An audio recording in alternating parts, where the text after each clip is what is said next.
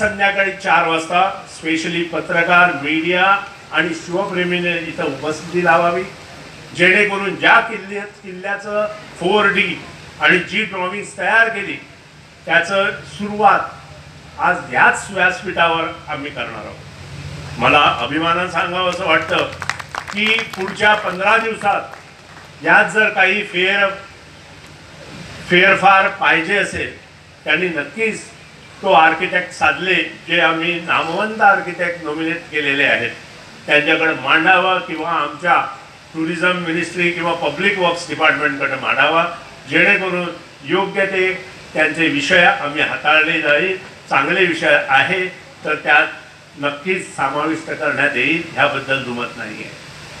छत्रपतीच्या शिवाजी महाराजांच्या जयंतीनिमित्त तुम्हाला सगळ्यांना मनापासून शुभेच्छा व्यक्त करतो। नंतर शिवाजी महाराजांच्या चरित्रामध्ये पोर्तुगीजांनी याविषयी फार चांगलं लिहिलेलं आहे। शिवाजी महाराज डिचोली इथे असताना त्यांना इथल्या गोव्यातल्या नक्की काय झालंय, इथला काय इतिहास आहे, पोर्तुगीजांनी इथल्या लोकांची कशी मानसिक गुलाम त्यांना बनवलेलं आहे याचा अंदाज आला।